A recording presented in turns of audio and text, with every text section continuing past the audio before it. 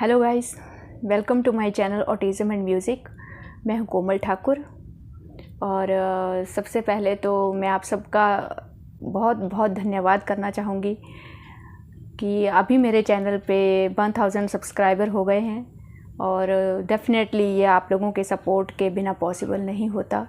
बहुत अच्छा लगा कि मुझे बहुत कम समय में आप लोगों ने इतना अच्छा सपोर्ट किया और मैं आप लोगों से प्रॉमिस करती हूँ कि मैं हमेशा आप लोगों को एक रिलायबल इन्फॉर्मेशन प्रोवाइड करूँगी और आपको ऑटिज़म को समझने में इसी तरह से हमेशा हेल्प करती रहूँगी। So thank you very much.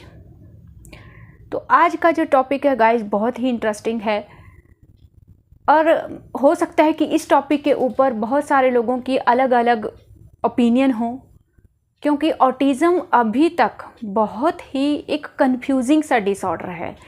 इसके जो कारण हैं, किस वजह से होता है, वो भी अभी क्लियर नहीं हो रहे हैं पूरी तरह से, ना ट्रीटमेंट है। तो हो सकता है कि जो मैं इन्फॉर्मेशन बताऊं, आप ही में से किसी दूसरे की वो ओपिनियन उससे थोड़ा सा अलग हो सकता है। बट आज जो मैं इन्फॉर्मेशन शेयर करूंगी वो मेरे एक्सपीरियंस के बेस पे होगी। मैंने जो ये 9 ईयर्स में ऑटिस्टिक बच्चों को थेरेपी सेंटर्स में ऑब्ज़र्व किया है या मेरे अपने बच्चे का केस है उसके बेस पे मैं आप लोगों के साथ ये शेयर करना चाहूँगी। और वो टॉपिक है गाइस जो हर दूसरे तीसरे दिन मुझे कमेंट में आप लोग पूछते हो कि मैडम मेरा बच्चा ऐसा है, ऐसी एक्टिविटीज़ करता है तो आप मुझे बताइए कि मेरा बच्चा माइल्ड है या मॉडरेट है या मेरा बच्चा ठीक हो जाएगा या नहीं होगा। तो बहुत सारे ऐसे कमेंट आते हैं, तो मुझे लगा कि इससे अच्छा है कि मैं बार बार हर एक को लिख के आंसर करूं, बेटर है कि मैं इसके ऊपर एक वीडियो बनाऊं। तो आज हम यही डिस्कस करेंगे गाइस, एक आइडिया देने की कोशिश करूंगी। आई होप कि आप लोगों को ये पसंद आएगा। तो गाइस सबसे पहली बात तो ये आती है कि जनरली ये माना जाता है कि माइल्ड ऑटिज़म जो है वो नॉर्मल उसमें बच्चा हो जाता है। तो एक चीज़ मैं आपको क्लियर कर देती हूँ गाइस। एक तो कन्फ्यूज़न ये है कि कुछ लोग बोलते हैं कि माइल्ड ऑटिज़म अलग है, कुछ बोलते हैं कि जो हाई फंक्शनिंग ऑटिज़म है उसी को माइल्ड ऑटिज़म बोला जाता है, मतलब दोनों ही सेम है। तो कई बार तो मैंने इसमें भी कन्फ्यूज़न देखे हैं, लेकिन चलो देखते हैं हाई फंक्शनिंग ऑटिज़म का जो मतलब होता है वो एक्चुअली में होता क्या है गाइस। ये जो हाई फंक्शनिंग ऑटिस्टिक बच्चे होते हैं गाइस, इनका जनरली जो आईक्यू लेवल है वो नॉर्मल बच्चे से भी ज़्यादा रहता है, जिसकी वजह से क्या होता है कि इन बच्चों की क्यूरियोसिटी जो होती है वो बहुत ज़्यादा होती है। हर चीज़ में डीपली इंटरेस्ट लेते हैं, जो भी चीज़ इनके आमने सामने होती है हर चीज़ में इंटरेस्ट लेते हैं और इतना सारा नॉलेज गेन कर लेते हैं ये बच्चे कि कुछ भी आगे चल के है जो कुछ एक्स्ट्रा ऑर्डिनरी कर सकते हैं, कुछ बहुत ही अच्छा प्रोफेशन में वो लोग परफॉर्म करते हैं, एक अच्छी वो इनकम कमा सकते हैं आगे जाके। तो ये इस चीज़ का फ़ायदा रहता है। दूसरा ये कि आईक्यू लेवल ज़्यादा रहता है तो इनको अपना अवेयरनेस भी काफ़ी अच्छा होता है, तो इनको इतना ज़्यादा सपोर्ट का ज़रूरत नहीं पड़ता है। तो इसीलिए इसको हाई फंक्शनिंग ऑटिज़म बोला जाता है कि ये बच्चे अगर इनको किसी का सपोर्ट नहीं हुई है तो भी एक नॉर्मल बच्चे की तरह ये लोग अपने दम पे लाइफ जी सकते हैं। दूसरी बात ये रही गाइस कि ठीक है, ये बच्चे अगर नॉर्मल हो जाते हैं तो फिर भी मैं एक चीज़ आपको ज़रूर क्लियर करना चाहती हूँ कि अगर बच्चे को ऑटिज़म डिटेक्ट हुआ है, माइल्ड है या मॉडरेट है, लेकिन फिर भी थ्रू आउट द लाइफ आप उस बच्चे को दूसरे बच्चों में से डिस्टिंग्विश कर सकते हो। जो ऑटिज़म के सिम्टम्स हैं, कुछ सिम्टम्स सोशलाइजेशन ना होना, लॉस्टिंग, थोड़ा सा ये सिम्टम जो होते हैं वो थ्रू आउट द लाइफ रहते हैं और आप इन सिम्टम को काफ़ी हद तक इम्प्रूव कर सकते हैं, लेकिन ये सिम्टम जो वो पूरी तरह से ख़त्म नहीं होते हैं। तो तब भी आपको ये चीज़ देखने को मिलेगी ही। लेकिन क्या होता है कि ये बच्चे हायर एज में जब बड़े होते हैं तो इन सिम्टम को अपने आप ही संभालना सीख जाते हैं, क्योंकि अभी तो हम लोग इनको संभाल रहे हैं लेकिन बाद में ये अपने आप इनको संभालना सीख जाते हैं। तो ये माइल्ड ऑटिज़म का केस है। और इसका पता कैसे चलेगा मेरा बच्चा माइल्ड है या मॉडरेट है? तो गाइस इसका पता ऐसे चलेगा कि जैसे ही वो एकेडमिक इनका स्टार्ट होता है, 2 साल या 2.5 साल तक आपको ये माइल्ड मॉडरेट सब बराबर ही लगता है, उस टाइम तक कुछ भी क्लियर नहीं होता है। तो उस एज में तो आप मत पूछो कि माइल्ड है या मॉडरेट है, तब क्लियर नहीं होता है। जनरली जब स्कूल में जाते हैं और स्कूल में ये बच्चे नॉर्मल बच्चों से भी ज़्यादा अच्छा परफॉर्म करते हैं, तब जाके ये पता चलता है कि ये बच्चे का IQ लेवल जो है वो नॉर्मल बच्चों से ज़्यादा है और ये हाई फंक्शनिंग ऑटिज़म हो सकता है। तो आपको थोड़ा सा वेट करना पड़ेगा, अप टू 3-4 ईयर्स या मैं बोलती हूँ 5 ईयर्स तक आपको ये वेट करना पड़ेगा कि ये कौन सी डायरेक्शन में जा रहा है ऑटिज़म। तो उस टाइम तक तो आप थोड़ा तसल्ली रखें, मुझे पता है वो क्यूरियोसिटी तो रहती है, लेकिन गाइस वेट करना पड़ेगा। फिर कुछ लोग बोलते हैं कि मैम आप मेरे बच्चे के वीडियो देख के आइडिया लगा सकती हैं क्या? तो गाइस आप किसी साइकेट्रिस्ट के पास भी जाएंगे ना, तब भी वीडियो देख के कोई आइडिया नहीं होता है। आप लोगों को खुद पता है कि जब भी आप इसके डायग्नोसिस के लिए जाते हैं तो एक क्वेश्चनियर रहता है, और क्वेश्चनियर को देख के वो और आप ही से वो क्वेश्चन पूछे जाते हैं, आप ही उनका आंसर करते हो, आप ही उसी के बेस पे रेटिंग दी जाती है। तो आपसे ज़्यादा बेटर कोई नहीं बता सकता है कि ये माइल्ड होगा या मॉडरेट होगा बाद में, क्योंकि आप अपने बच्चे को पल पल देख रहे हो, पल पल ऑब्जर्व करते हो। और अगर आपको ऑटिज़म की थोड़ी बहुत इंफॉर्मेशन मिलती रहे तो आप खुद भी कुछ टाइम के बाद ये आइडिया लगना आपको शुरू हो सकता है। तो ठीक, अब देखिए गाइस, ये तो हुआ हाई फंक्शनिंग ऑटिज़म। फिर आता है जिनका IQ लेवल ऑटिज़म से अफेक्ट हो जाता है, यानी कि जो नॉर्मल IQ लेवल है उससे थोड़ा कम हो जाता है। जनरली मुझे लगता है कि मेरा बेटा इसी कैटेगरी में आता है, क्योंकि 9 ईयर की एज में उसका जो स्पीच लेवल है, उसका जो अंडरस्टैंडिंग है, वो एज के अकॉर्डिंग नहीं है, बल्कि एज से बहुत पीछे है। तो मुझे पता है कि वो पूरी तरह से नॉर्मल नहीं होगा, मैं एक्सेप्ट करती हूँ इस चीज़ को, बट हाँ, इस केस में ये होगा कि जितना ज़्यादा से ज़्यादा इम्प्रूवमेंट होगा, मैं जितना ज़्यादा से ज़्यादा उसको लाइफ स्किल सिखा पाऊँगी, उतना ही ज़्यादा उसके लिए अच्छा होगा, उतनी ही ज़्यादा उसके लिए लाइफ ईजी होगी। तो 9 ईयर की एज में जाके मुझे ये क्लियर हुआ, आई थिंक पहले ही क्लियर हो चुका था, क्योंकि एकेडमिक में बहुत प्रॉब्लम आया मुझे। अब क्योंकि मैं एक वेल एजुकेटेड पर्सन हूँ, साइंस स्टूडेंट हूँ, तो किसी तरह से मैंने डिफरेंट आइडियाज़ लगा के अपने बच्चे को इस लेवल पे पहुँचाया कि एटलीस्ट वो रीडिंग राइटिंग अच्छे से कर सके। एक सेकेंड। और हर रोज़ मैं उसको कुछ डिफरेंट स्किल्स सिखा रही हूँ। उसकी सबसे अच्छी बात यह है गाइज कि अभी वो इस लेवल पे है कि उसे मैं अगर कुछ भी सिखाना चाहती हूँ ना, तो वो हर चीज़ में अपना 100% देता है। वो मुझे उसका बहुत अच्छा पॉइंट लगता है कि चाहे अंडरस्टैंडिंग कम है, उस चीज़ को समझने के लिए उसको बहुत एफर्ट करना पड़ता है, लेकिन वो अपने एफर्ट में कोई कमी नहीं छोड़ता है। तो ये सबसे अच्छी चीज़ है गाइज। तो टेंशन लेने से ज़्यादा बेटर है कि इस चीज़ के बारे में सोचना ही क्यों है कि माइल्ड है या मॉडरेट है। गाइस, दोनों ही केसेस में आपको मेहनत करनी ही पड़ेगी।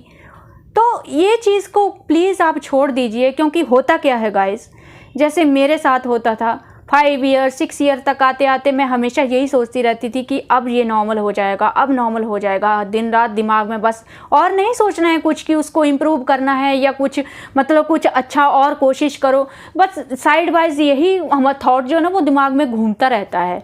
फिर क्या होता है गाइज, एक लेवल पे आके ना आप और ज़्यादा फ्रस्ट्रेट होने लगते हो इस चीज़ से। तो मैं चाहती हूँ कि अगर ठीक हो जाएगा तो वो तो हमारे लिए बोनस है, लेकिन साथ ही साथ आप लोग उस दूसरी सिचुएशन के लिए भी थोड़ा सा रेडी रहिए, अपने दिमाग को रेडी रखिए गाइस। ट्रस्ट मी, तभी आप एक नॉर्मल सी लाइफ जी पाएंगे। अदरवाइज वक्त हाथ से निकलता रहेगा और आप लोग इसी तरह से डिप्रेशन में चलते रहोगे। और आगे जब अगर आपको रिजल्ट जो हैं वो अपने अकॉर्डिंग नहीं मिलेंगे, तब भी आप लाइफ में संभलना आपके लिए थोड़ा सा मुश्किल हो जाता है। तो ये चीज़ों को आप समझने की कोशिश कीजिए गाइस कि मॉडरेट भी है तो भी कोई प्रॉब्लम नहीं है, और माइल्ड है तो भी ऐसा नहीं होगा। वो लोग अच्छा प्रोफेशन कर सकते हैं, कुछ एक्स्ट्रा ऑर्डिनरी भी कर सकते हैं, लेकिन फिर भी जो ऑटिज़म के कुछ सिम्टम्स हैं वो थ्रू आउट द लाइफ उनके साथ चलते हैं। इसका एक एग्जांपल मैं आपको देती हूँ। लकीली मुझे एक एग्जांपल बहुत अच्छा मिला। लास्ट मंथ में मैं हॉस्पिटल में गई थी डेंटल के लिए, मेरे दांतों में प्रॉब्लम था। उसी टाइम पे मुझे एक ऑटिस्टिक बच्चा मिला। ट्रस्ट मी गाइस, लाइफ में पहली बार मैंने एक, आई थिंक वो 17-18 ईयर्स तक का मतलब बॉय था वो, तो उसको मैंने देखा तो मुझे बहुत खुशी हुई, मुझे बहुत अच्छा एक्सपीरियंस हुआ कि ऑटिस्टिक बच्चे ऐसा भी बिहेव कर सकते हैं। तो वो अकेला आया था, उसके साथ कोई पेरेंट नहीं था। शुरू में मुझे लगा एक्चुअली कि वो मेंटली रिटार्टेड है, शायद उसको कुछ प्रॉब्लम है, इसीलिए उसने वहाँ से टोकन लिया, टोकन काउंटर पे, और वो 1 घंटा, मुझे कुछ और भी काम था, मैं घूम के भी आ गई, वो उसी विंडो के पास खड़ा था और मैं बैठ गई, मेरा थोड़ा चक्कर आ रहा था। तो मैंने देखा कि वो अपनी जगह पे ना गोल गोल घूम रहा है, गोल गोल घूम रहा है, और फिर सामने एक कैलेंडर था तो उसको घूरे जा रहा है, घूरे जा रहा है। फिर मुझे ऐसा लगा कि मुझे एक्चुअली दिमाग में पहले नहीं गया कि वो ऑटिज़म है, मुझे लगा मेंटली रिटार्टेड है, इतने टाइम से ये खड़ा है, इसको ये थक भी नहीं रहा है और ऐसे गोल गोल घूम रहा है, इसको अजीब भी नहीं लग रहा है, मुझे लग रहा है शायद मेंटली रिटार्टेड होगा, पेरेंट भी यही होंगे। लेकिन जब अंदर से मुझे कॉल आया, डॉक्टर ने मुझे बुलाया, मेरा टोकन ऐसे ही बुलाया, वो डिस्प्ले नहीं हुआ, तो वो पीछे पीछे मेरे साथ आया। उसने वहाँ पे पूछा कि मेरा टोकन नंबर क्यों नहीं आ रहा है। उसने इंग्लिश में पूछा, शायद वो साउथ इंडियन हो सकता है, तो पेरेंट्स शुरू से इंग्लिश सिखाते हैं तो इंग्लिश लैंग्वेज उसका होगा। तो मुझे बहुत अच्छा लगा कि कितना अवेयरनेस है, मैं इसको क्या समझ रही थी और ये समझ रहा है। अंदर जाके प्रॉपरली उसने पूछा कि मेरा नंबर क्यों नहीं डिस्प्ले हो रहा है बाहर, और मैं बहुत देर से खड़ा हूँ। तो उसको सिस्टर ने समझाया कि हम आपको बुलाएंगे, आप प्लीज़ थोड़ा सा वेट कीजिए। डोर से बाहर जाते हुए उसने सैनिटाइजर अपने हाथों में लगाया जो हॉस्पिटल में रखा होता है, पूरा केयर किया अपना, बाहर निकला अच्छे से। तो ये देखिए कि वो उसके साथ कोई पेरेंट्स नहीं था, वो इंडिपेंडेंटली वहाँ पे आया था, और बीच में उसने 1-2 लोगों को, जो ओल्ड लेडीज़ थी, उनको उसने हेल्प भी किया कि आपका टोकन नंबर आ गया है, शायद उन्होंने उससे पूछा होगा पहले। तो इससे ज़्यादा और क्या चाहिए। ये माना कि उसका थोड़ा सा बिहेवियर अजीब लग रहा था, लेकिन वो अपने आप को एक्सप्रेस कर रहा है, इंडिपेंडेंटली अपने आप को संभाल रहा है। हॉस्पिटल में वो इंडिपेंडेंटली गया है वहाँ पे, तो और क्या चाहिए गाइस। तो बेटर है कि अपनी एक्सपेक्टेशंस को आप थोड़ा सा कम रखिए। एक्चुअली ये भी नहीं बोल सकते हैं गाइस, इसमें ये बोला जा सकता है कि हमें अपने बच्चों को जिस रूप में वो हैं उसी रूप में हम लोगों को एक्सेप्ट करना चाहिए इस चीज़ को। तो अब एक और फैक्टर आता है, बहुत से लोग पूछते हैं कि एक कोग्निकेयर सिरप है, स्टेम सेल थेरेपी है, तो मुझसे पूछा जा रहा था कि वो प्रोडक्ट का आप यूज़ करते हो या नहीं करते हो। तो फर्स्ट ऑफ ऑल मैंने नहीं यूज़ किया कोग्निकेयर को, 1-2 लोगों ने यूज़ किया है, चैनल पर रिव्यू भी दिया है कि हम लोगों ने यूज़ किया है और हम लोगों को बेटर रिजल्ट मिलते हैं। तो उसके बारे में मैंने अपने साइकेट्रिस्ट से पूछा था, तो उन्होंने बोला था कि इसका कुछ डेफिनेटली कुछ टेस्टिंग वेस्टिंग कुछ नहीं है, इसका कुछ भी रिसर्च या टेस्टिंग कुछ नहीं है, प्रॉपर कुछ भी नहीं है। ये आप लोग अपने बेस पे, अपने रिस्क पे आप लोग ट्राई कर सकते हो। फिर भी मैं चाहूँगी कि अगर कुछ लोगों ने इस सिरप को ट्राई किया है, तो जितने भी लोगों ने ट्राई किया है वो चैनल पे आके कमेंट में बता सकते हैं, तो हम लोग थोड़ा सा परसेंटेज निकाल सकते हैं कि कितने बच्चों ने यूज़ किया और कितने बच्चों को उसका अच्छा इफेक्ट मिला। वो लोग भी आए जिन्होंने यूज़ किया, जिनको कोई फ़र्क नहीं पड़ा या जिनको कुछ अलग एक्सपीरियंस हुआ। तो मैं चाहती हूँ कि हेल्प हो जाएगा, ये कन्फ्यूज़न थोड़ा सा दूर हो जाएगा इस प्रोडक्ट के बारे में। हम चैनल पर ही इसका पता लगा पाएंगे कि ये कितना ज़्यादा एफिशिएंट है, कितना ज़्यादा इसका फ़ायदा होता है। तो आप लोग अगर यूज़ करते हैं तो प्लीज़ आप लोग कमेंट करके बताइए कैसा आपका एक्सपीरियंस है। नेक्स्ट है स्टेम सेल थेरेपी।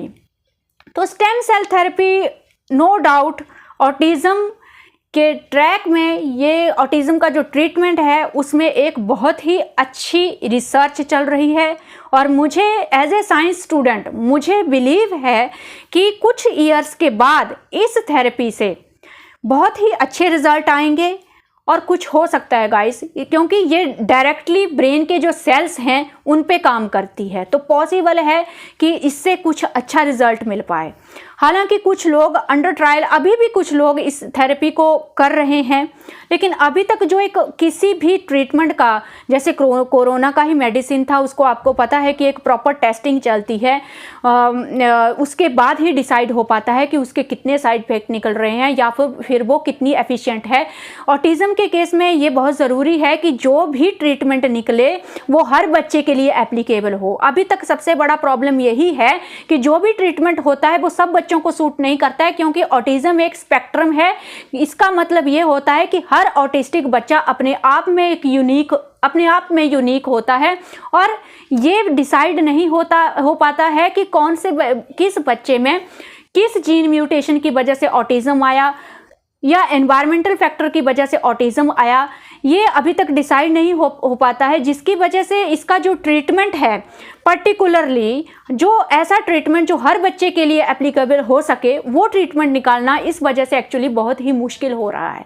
तो स्टेम सेल थेरेपी में एक्चुअली अभी तक उसका सक्सेस रेट अच्छा आ रहा है। अभी तक जितनी भी रिसर्च हो रही है काफ़ी अच्छे उसमें रिजल्ट निकल रहे हैं, लेकिन इसको ऑफिशियल होने के लिए अभी मुझे लगता है कि हम लोगों को 2-3 ईयर्स और वेट करना पड़ेगा। इसका जो प्रॉपर प्रोसीजर है टेस्टिंग का, उसका हम लोगों को अभी कर लेना चाहिए गाइस। हम लोगों को अभी भी आप लोग चाहो तो ऑनलाइन काफ़ी सारे क्लिनिक अवेलेबल हैं, लेकिन मुझे डाउट है कि वो FDA अप्रूव्ड हैं या नहीं हैं, उस चीज़ का मुझे थोड़ा सा डाउट है। तो कहीं कहीं जगह पर मैं देख रही हूँ, पढ़ रही हूँ कि अभी तक इसका जो टेस्टिंग है अभी तक वो चल ही रहा है। अगर ये हो सकता है कि 2-3 ईयर्स के बाद ये ऑफिशियली अनाउंस हो जाए कि ये अभी ट्रीटमेंट ऑटिज्म के लिए है। और एक बात तो श्योर है गाइस कि अगर ये ट्रीटमेंट आता है तो जिस तरह से मैंने इसके बारे में पढ़ा है, डेफिनेटली इससे फ़ायदा बहुत अच्छा होगा। अभी मैं आपको रिकमेंड करूंगी कि अभी आप थोड़ा सा चाहें तो क्लिनिक में ऑनलाइन कॉल करके आप लोग थोड़ा सा पूछ सकते हैं, लेकिन अपने एक्सपीरियंस के हिसाब से मैं आपको रिकमेंड करूंगी कि हम लोगों को थोड़ा सा अभी रुक जाना चाहिए। मे बी इसके साइड इफ़ेक्ट भी हो रहे हैं, तो अभी तक आप लोग प्लीज़ रुक जाएं इस चीज़ के लिए, या जैसा आपको लगता है आप वैसा कर सकते हैं। तो ये तो बात हो गई गाइस कि जो ट्रीटमेंट आप लोगों ने मुझसे पूछे थे उसके बारे में। तो अब बात करते हैं गाइस कुछ रिसर्च के बारे में, कुछ साइंटिफिक एविडेंस के बारे में। तो ये तो गाइस मैं आप लोगों को एक चीज़ क्लियर कर दूं कि ऑटिज़म जो डिसऑर्डर है उसको ट्रीट करने के लिए वाइड लेवल पर काम चल रहा है, हमारे इंडिया में हो चाहे वो फॉरेन कंट्रीज़ में हो। तो इस बात की उम्मीद तो हम लोग रख सकते हैं कि बहुत ही जल्दी हम लोगों को एक अच्छा ट्रीटमेंट मिलेगा। कम से कम वो जो लोग आगे आएंगे या जिनके आगे बच्चे ऑटिस्टिक होंगे, भगवान करे बहुत कम ये ऑटिज़म एक दिन पूरा ख़त्म ही हो जाए, लेकिन उनके लिए शायद ज़रूर बहुत ही अच्छा ट्रीटमेंट आएगा। और हो सकता है कि जो नया ट्रीटमेंट आए, जो इनके बच्चे हम जैसे बड़े हो गए हैं, उनको भी थोड़ा बेनिफिट मिले। तो एक चीज़ मैं आप लोगों को बताना चाहूँगी गाइस कि अब आता है कि ऐसे लोग जो क्लेम करते हैं या जो बोलते हैं कि उनके बच्चे ऑटिज़म से बाहर आ गए या उनके बच्चों को ऑटिज़म डिटेक्ट हुआ था और उनके बच्चे पूरी तरह से नॉर्मल हो गए, तो मैं उनको कंट्राडिक्ट नहीं कर रही हूँ गाइस, लेकिन एक रिसर्च के बारे में आपको ज़रूर बताना चाहती हूँ और एक पर्सनल एक्सपीरियंस भी आपको मैं बताना चाहती हूँ। रिसर्च ये कहती है गाइस कि एक रिसर्च इस टॉपिक पे हुई थी, ऐसे बच्चों को इस रिसर्च में लिया गया था जिनके बारे में बोला गया था कि इनको पहले ऑटिज़म डिटेक्ट हुआ था और ये बच्चे पूरी तरह से नॉर्मल हो गए। और उस रिसर्च का रिज़ल्ट ये निकल के आया था गाइस कि उनमें से कोई भी बच्चा एक्चुअल में ऑटिज़म से नॉर्मल नहीं हुआ था। एक्चुअल में उनको ऑटिज़म, या तो उनको रॉन्गली ऑटिज़म डिटेक्ट किया था, मतलब उनको ऑटिज़म नहीं था लेकिन फिर भी उनको ऑटिज़म डिटेक्ट किया था। ऐसा होता है, कई बार बच्चे में ऑटिज़म के सिम्टम होते हैं लेकिन बच्चा ऑटिस्टिक नहीं होता है, ऐसा कई बार होता है। तो इस तरह से, तो इसका मतलब क्या होता है गाइस? इसका मतलब ये हुआ कि वो ओरिजिनली ऑटिस्टिक था ही नहीं। तो इस चीज़ के ऊपर बिलीव करने से पहले कि आपका बच्चा ऑटिस्टिक है और वो आप ये बिलीव कर लें, कोई बोलता है कि हाँ उसका बच्चा नॉर्मल हो गया, तो इस चीज़ के ऊपर बिलीव मुझे नहीं लगता कि आपको करना चाहिए। क्यों नहीं करना चाहिए? एक तो रिसर्च भी ये चीज़ बोलती है कि ऐसा पॉसिबल ही नहीं है। क्यों पॉसिबल नहीं है गाइज़? आपको मैंने ऑटिज़म के ऊपर पहले एक वीडियो बनाया था और उसमें मैंने आपको बताया था कि ऑटिज़म एक न्यूरो डेवलपमेंट डिसऑर्डर है, मतलब ब्रेन का जो स्ट्रक्चर है वही अफेक्टेड रहता है। तो आप खुद सोचो, जो स्ट्रक्चर पहले से ही अफेक्टेड है वो आप जब तक उसको फिजिकली ट्रीट नहीं किया जा सकता है तब तक वो ऑटिज़म ठीक नहीं हो सकता है। तो इस केस में मुझे लगता है कि वही ट्रीटमेंट काम आएंगे ऑटिज़म को क्योर करने के लिए, वही ट्रीटमेंट ज़्यादा काम करेंगे जहाँ पे ब्रेन को डायरेक्टली टारगेट किया जाएगा, जहाँ पे जो ब्रेन सेल्स हैं उनको डायरेक्टली रिपेयर किया जा सकेगा, जैसे स्टेम सेल थेरेपी जैसा ट्रीटमेंट है। तो ऐसे ट्रीटमेंट की हम लोग उम्मीद कर सकते हैं। और एज ए साइंस स्टूडेंट मैं समझती हूँ कि ऑटिज़म जो है जीन्स म्यूटेशन की वजह से होता है, मतलब जो मदर और फादर के जीन्स हैं वो आगे जाके बच्चे में म्यूटेट हो जाते हैं और उसका जो ब्रेन का स्ट्रक्चर है वो अबनॉर्मल हो जाता है, वो नॉर्मल बच्चे की तरह नहीं रहता है। तो इसी तरह से ब्रेन जो है वो अबनॉर्मली काम करता है। तो आप अगर साइंटिफिक तरीके से सोचेंगे तो आप समझ जाएंगे कि क्या आपको इस चीज़ के ऊपर बिलीव करना चाहिए कि ऑटिज़म नॉर्मल हो सकता है या पूरी तरह से ऑटिज़म को क्योर किया जा सकता है। तो इस चीज़ के ऊपर बिलीव करने से पहले आप थोड़ा सोचा कीजिए। कोई भी आपको कुछ भी मेडिसिन बताता है, आप बिना प्रिस्क्रिप्शन से कोई मेडिसिन मत लीजिए, क्योंकि ब्रेन डिसऑर्डर की जो मेडिसिन रहती हैं वो नॉर्मल पैरासीटामोल या सिट्राजिन की तरह नहीं रहती हैं। उनका बहुत ही एडवर्स इफेक्ट होता है अगर आप उनको प्रॉपरली स्टार्ट नहीं करेंगे। उनका एक प्रॉपर प्रोसीजर होता है, धीरे धीरे स्टार्ट करते हैं, फिर जाके बाद में थोड़ा सा उनको धीरे धीरे ही स्टॉप किया जाता है। ये चीज़ बहुत इंपॉर्टेंट है। किसी से भी कुछ भी प्रोडक्ट सुन के आप उसको मत एक्सेप्ट कीजिए या उसको अपने बच्चे को मत दीजिए। आपको डाउट है आप अपने साइकेट्रिस्ट के पास जाइए। मुझे जो भी आप लोग प्रोडक्ट बताते हो मैं सीधा अपने साइकेट्रिस्ट से जाके पूछती हूँ, उनसे इन्फॉर्मेशन लेती हूँ, फिर आपको शेयर करती हूँ उसके बारे में, क्योंकि मैं कभी बिलीव नहीं कर सकती हूँ कि कोई मुझे आके कहे कि हाँ ऑटिज़म नॉर्मल हो गया इस प्रोडक्ट से। तो अगर एविडेंस है, अगर आप आपका साइकेट्रिस्ट आपको वो रिकमेंड करता है तब आप ट्राई कीजिए, आप उससे उसका प्रोसीजर जानिए कि वो दवाई आपके बच्चे को कैसे देनी है, तब आप ये सब कीजिए। तो बहुत ही केयरफुल रहिए, समझदार रहिए, हर जगह से इन्फॉर्मेशन गेन कीजिए। ऑटिज़म के केस में अभी तक यही हमारे पास अच्छा रास्ता है, ज़्यादा से ज़्यादा इन्फॉर्मेशन गेट करना, यही हमें अभी तक हेल्प कर सकता है। और हम सब होप करते हैं कि बहुत जल्दी एक अच्छा सा ट्रीटमेंट हमारे ऑटिस्टिक बच्चों के लिए आए और हम भी चैन की सांस ले सकें। So thank you for today.